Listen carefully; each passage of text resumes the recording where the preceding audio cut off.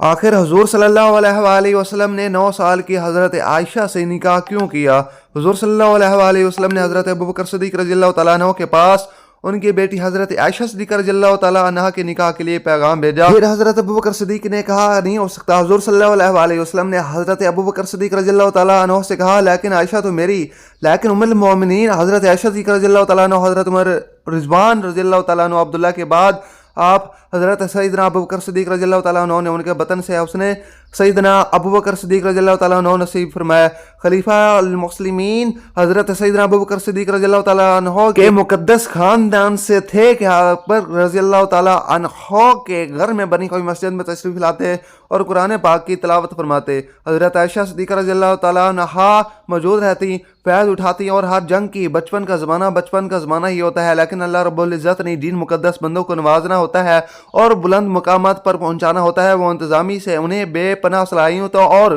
خوبیوں سے سرفراز فرما دیتا ہے۔ ایک واقعہ حضرت امام محمد بن عبداللہ علیہ مشکہ شریف میں فرماتے ہیں عائشہ صدیقہ رضی اللہ تعالیٰ عنہ کھیل رہی تھی، ان گھوڑیوں سے ایک گھوڑا بھی تھا ان کے درمیان جن کے دائیں بائیں دو پر لگے ہوئے تھے۔ نبی کریم صلی اللہ علیہ وسلم کا وہاں سے گزر ہوا تو گھوڑے کے بارے میں دریافت فرمایا تو حضرت عائشہ صدیقہ رضی اللہ تعالیٰ عنہ نے پوچھا کہ آپ صلی اللہ علیہ وسلم نے فرمایا کہ گھوڑوں کی پن تو نہیں ہوتے، پر نہیں ہوتے، تو حضرت عائشہ صدیقہ رضی اللہ تعالیٰ عنہ نے فوراً جواب دیا کیوں؟ حضرت سلمان علیہ السلام کے پر تو تھے۔ جب ام المومنین حضرت خدیجہ رضی اللہ تعالیٰ عنہ اس دنیا سے رخصت ہو گئیں تو نبی کریم صلی اللہ علیہ وسلم تھوڑے غمگین رہنے لگے۔ تو حضرت عثمان بن مظعون رضی اللہ تعالیٰ عنہ کی بیوی حضرت خولہ بنت حکیم رضی اللہ تعالیٰ عنہ نبی کریم صلی اللہ علیہ وسلم کے پاس آئیں اور عرض کیا یا رسول اللہ صلی اللہ علیہ وسلم، آپ صلی اللہ علیہ وسلم نے فرمایا کس سے کروں؟ تو حضرت خولہ رضی اللہ تعالیٰ عنہ نے عرض کیا کیا چاہیں تو بیوہ عورت سے یا تو لڑکی سے نکاح کر لیں۔ آپ صلی اللہ علیہ وسلم نے فرمایا اس شخص کی بیٹی ہے جو ساری کائنات میں آپ کو بہت عظیم۔ صلی اللہ علیہ وسلم نے فرمایا کہ بہتر ہے کہ تم عائشہ کے بارے میں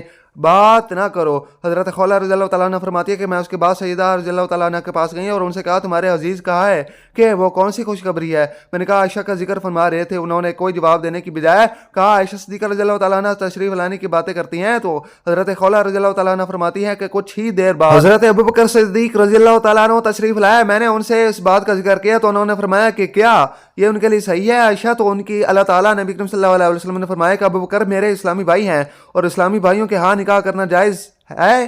جب یہ بات حضرت سیدنا ابوبکر صدیق رضی اللہ تعالیٰ عنہ کو معلوم ہوئی تو انہوں نے اس مبارک ترین رشتے کو فوراً قبول کر لیا، لیکن چونکہ اس سے پہلے حضرت عائشہ صدیقہ رضی اللہ تعالیٰ عنہ کی نسبت زبیر بن مطعم کے بیٹے سے 3 کی جا چکی تھی، وعدہ خلافی نہ ہو جائے اس کے لیے ان لوگوں سے بھی سوچنا ضروری تھا۔ پھر حضرت خولہ رضی اللہ تعالیٰ عنہ فرماتی ہیں کہ حضرت ابوبکر صدیق رضی اللہ تعالیٰ عنہ زبیر بن مطعم کے گھر تشریف لے گئے اور فرمایا کہ آپ لوگوں نے ہماری بچی کا رشتہ مانگا تھا، اب تم اس بارے میں کیا کہتے ہو؟ زبیر بن مطعم کہنے لگے گھر والے اب تک مسلمان نہیں ہوئے تھے۔ مطعم نے اپنی بیوی سے اس بارے میں پوچھا تو اس نے کہا اگر یہ لڑکی عائشہ صدیقہ رضی اللہ تعالیٰ عنہ ہمارے گھر میں آئی ہمارا لڑکا بھی اپنے باپ دادا کے دین سے پھر جائے گا، اس لیے ہمیں کسی صورت یہ بات منظور نہیں۔ حضرت سیدنا ابوبکر صدیق رضی اللہ تعالیٰ عنہ ان دونوں کی رائے جان لینے کے بعد وہاں سے تشریف لے آئے۔ اب انہیں وعدہ خلافی کا کوئی خطرہ نہ تھا، وہ مسکراتے ہوئے ان کی کوئی انتہا نہ تھی۔ ان کے بعد حضرت خولہ سے حضرت ابوبکر صدیق رضی اللہ تعالیٰ عنہ نے فرمایا کہ نبی کریم صلی اللہ علیہ وسلم سے جا کر کہو کہ آپ کا پیغام مجھے بصر و چشم قبول ہے،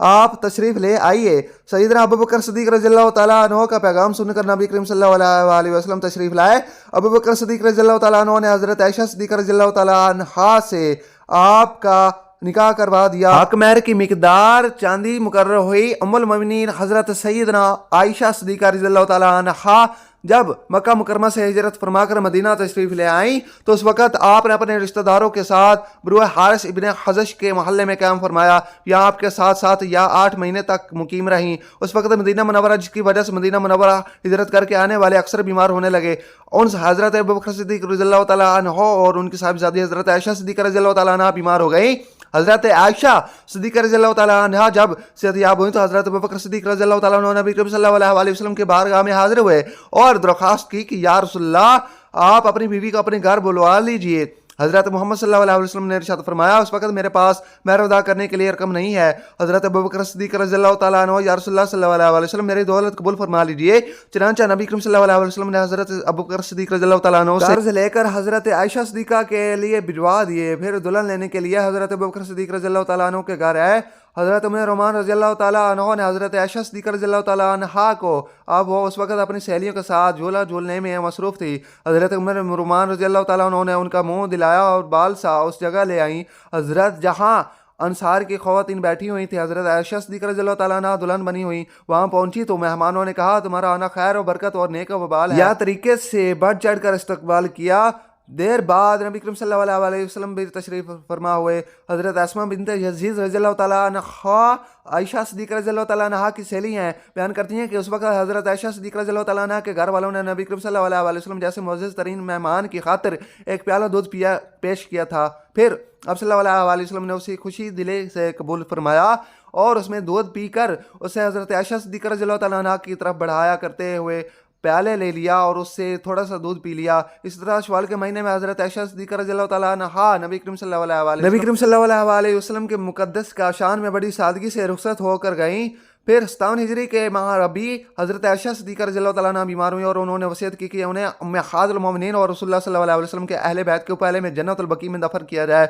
ماہ رمضان کی 17 تاریخ منگل کی رات ام المومنین عائشہ صدیقہ رضی اللہ تعالیٰ عنہ نے وفات پائی۔ آپ رضی اللہ تعالیٰ عنہ 18 سال وفات کے بعد ان کی عمر 66 برس تھی۔ حضرت ابو ہریرہ رضی اللہ تعالیٰ عنہ نماز جنازہ پڑھائی جب آپ صلی اللہ علیہ وسلم مدینہ کے بعد تمام ازواج مطہرات رضی اللہ تعالیٰ عنہ کے پاس تشریف لے جاتے اور ہر ایک کی ضرورت معلوم کر کے اس کی تکمیل فرماتے، اور جب سفر پر روانہ ہوتے تو ازواج مطہرات رضی اللہ تعالیٰ عنہ کے درمیان قرآن اندازی فرماتے، جس کا نام نکل آتا اسے ساتھ لے جاتے۔ قرآن پاک میں اللہ تعالیٰ نے کسی عورت کا نام نہیں لیا، صرف حضرت مریم علیہ السلام کا نام لیا ہے۔ اس کی بھی خاص وجہ تھی کہ حضرت عیسیٰ علیہ السلام کے والد کوئی بھی نہیں تھے، اس لیے ان کو ماں کی جانب سے مخاطب کیا گیا۔ دین اسلام سب سے غیرت مند ہے، اس لیے قرآن مجید میں کسی عورت کا نام نہیں۔ ایک حدیث میں آتا ہے کہ اللہ تعالیٰ سب سے زیادہ غیرت والے ہیں، اس کے بعد سب سے زیادہ غیرت والا ہوں، اور مومن بھی غیرت مند ہوتا ہے۔ قرآن پاک میں آتا ہے کہ اے پیغمبر اپنی بیویاں بیٹیاں اور مسلمان کی عورتوں کو حکم دیجئے کہ وہ اپنے اوپر عاجزی لٹکا کر رکھیں۔ میں نے اپنی زندگی میں ایسی عورتوں کو دیکھا ہے کہ جو جینس شرٹ پہنتی ہیں، افیئرز کی پابند ہیں اور ایک لمبی چادر لے کر نماز شروع کر دیتی ہیں، اور ایسی عورتیں بھی دیکھی ہیں کہ نقاب ہوتا ہے مگر باطن میں کچھ اور ہے۔ دین اسلام میں سب سے غیرت مند دین ہے۔ بخاری شریف میں حضرت عبداللہ بن عمر رضی اللہ تعالیٰ عنہ سے روایت ہے کہ ام المومنین امیر المومنین حضرت عمر رضی اللہ تعالیٰ عنہ کی اہلیہ ختم فجر اور عشاء کی نماز کے لیے باقاعدگی کے ساتھ مسجد مل جایا کرتی تھیں۔ پھر حضرت عمر رضی اللہ تعالیٰ عنہ کی یہ بات اپنی طبی غیرت کی وجہ سے پسند نہیں تھی، مگر منع بھی نہیں کرتے تھے۔ اس کی وجہ حضرت عمر رضی اللہ تعالیٰ عنہ یہ بیان کرتے ہیں کہ جناب صلی اللہ علیہ وسلم نے ارشاد فرمایا کہ عورتوں کے آنے سے نہ روکو، اس لیے حضرت عمر رضی اللہ تعالیٰ عنہ نے پسند نہ ہونے کے باوجود اپنی اہلیہ کو مسجد میں جانے سے نہیں روکتے تھے۔ اس کا مطلب ہے کہ غیرت کے اظہار بہت اچھی چیز ہے، لیکن جو حقوق عورت کو شریعت نے دے رکھے ہیں انہیں غیرت کے نام پر ان سے روکنا درست نہیں۔ ایک حدیث میں آتا ہے کہ امام مسلم رحمۃ اللہ علیہ نے صحیح مسلم میں نبی کریم صلی اللہ علیہ وسلم کی حدیث بیان کی ہے کہ نبی صلی اللہ علیہ وسلم نے ارشاد فرمایا، دو قسم کی عورتیں جہنمی ہیں جنہیں میں نے دیکھا نہیں، کچھ مردوں کے پاس گئے کہ دموں جیسے کوڑے ہوں گے جن سے وہ لوگوں کو ماریں گے، اور دوسری قسم وہ عورتیں جو کپڑے پہننے کے باوجود بھی ننگی ہوں گی، وہ مائل ہونے دوسروں کو اپنی طرف مائل کرنے والی ہوں گی، اور ان کے سر پر ان کے اونٹوں کے کوہان جیسے اونچے ہوں گے۔ یہ دونوں نہ تو جنت میں داخل ہوں گی نہ ہی اس کی ہوا کو پائیں گی۔ میں نے ایسی عورتوں کو بھی دیکھا ہے کہ جن کو دیکھ کر مجھے یہ حدیث یاد آ جاتی ہے۔ خاص طور پر سوشل میڈیا پر ایسے اور تھے جنہوں کو مشہور ہونے کا شوق ہے، یہ ایسی عورتیں جن کو مشہور ہونے کا شوق ہے بلکہ جنون ہے کہ ایک حدیث پڑھی حضرت عبداللہ بن عمر رضی اللہ تعالیٰ عنہ سے روایت ہے کہ رسول اللہ صلی اللہ علیہ وسلم نے ارشاد فرمایا، جو شخص دنیا میں نمائش اور شہرت کے لباس پہنے گا اسے قیامت کے دن ذلت اور رسوائی کے لباس پہنایا جائے گا، پھر اس کو آگ میں بھڑکا دیا جائے گا۔ سوشل میڈیا کو اپنے علم میں اضافے کے لیے استعمال کریں، یہ اعلیٰ دین کا چراغ نہیں ہے، اور اس طرح کے ہزاروں سائنسی گروپ ہیں، لاکھوں اور پنجرے ہیں، ان میں جا کر سائنسی تحریر پڑھیں اور اپنی زندگی با مقصد بنائیں، کیونکہ جو باتیں کتب میں نہیں مل سکی وہ ان گروپس میں مل جائیں گی۔ ان جگہوں سے کبھی ٹک ٹاک یا کبھی بھی جگہ مشہور ہونے کا خیال آئے تو اوپر والی حدیث کو نہ بھولنا۔ غیرت کا مرد اور عورت دونوں سے ہے، اسلام نے دونوں کا ایک حق مساوی کیا ہے۔ دوسرا فریق ان کے حق میں ایک دوسرے کو شریک کرتا ہے تو اس پر غصے کا اظہار کرے، احتجاج کرے، تاکہ کسی مرد کو ایک دوسرے سے زیادہ بیویاں ہوں۔ نہ یہ حق اسلام میں تقسیم کیا گیا ہے کہ وہ باہمی معاملات کے توازن میں کوئی فرق محسوس کریں تو اس کا اظہار کریں۔ نسائی کی روایت میں ہے کہ ام المومنین حضرت سیدنا عائشہ صدیقہ رضی اللہ تعالیٰ عنہ نے ایک بار اپنی باری والے دن تھوڑی دیر کے لیے رسول اللہ صلی اللہ علیہ وسلم کو اپنے پاس نہ پایا تو انہیں خدشہ ہوا آپ صلی اللہ علیہ وسلم کسی اور بیوی کے پاس تو نہیں چلے گئے۔ حضور صلی اللہ علیہ وسلم جب واپس آئے تو حضرت عائشہ صدیقہ رضی اللہ تعالیٰ عنہ نے آپ صلی اللہ علیہ وسلم کے سر کے بالوں میں انگلیاں داخل کر کے یہ دیکھا کہ آپ غسل کر کے تو نہیں آئے۔ جب جناب صلی اللہ علیہ وسلم نے غرت کو نہ ساک قرار دیا تو بلکہ اس کا احترام بھی کیا۔ چنانچہ صحیح روایت میں ہے کہ آپ صلی اللہ علیہ وسلم نے خواب میں جنت کی سیر کرتے ہوئے حضرت عمر رضی اللہ تعالیٰ عنہ کے محل دیکھا اور اس میں نہ جانا چاہا، مگر کونے میں اس خوبصورت خاتون کو وضو کرتے دیکھ کر رک گیا اور محل کے اندر نہیں گیا۔ اس کی وجہ یہ بیان فرمائی کہ مجھے حضرت عمر رضی اللہ تعالیٰ عنہ کی غیرت کا خیال آ گیا تھا۔ ایسے ماحول میں عصمت و غفت کے ماحول کو قائم رکھنے اور پردہ داری کے تقاضوں کا لحاظ رکھنا گھر کی سربراہی کی ذمہ داریوں میں استعمال کیا گیا ہے۔ چنانچہ نسائی کی روایت میں ہے کہ حضرت محمد صلی اللہ علیہ وسلم نے فرمایا کہ اس شخص پر جنت حرام کر دی گئی ہے، اور پھر اس کی وضاحت بھی آپ صلی اللہ علیہ وسلم نے خود فرمایا کہ وہ شخص جو اپنے گھر والوں میں بے حیائی کی باتیں برداشت کر لیں، وجہ تحریر یہ ہے کہ یہ جس حال میں مرضی ہو اپنے مان کو صاف رکھیں، کسی کے متعلق بدگمانی نہ کریں، آپ کتنے بھی بڑے عہدے پر ہوں،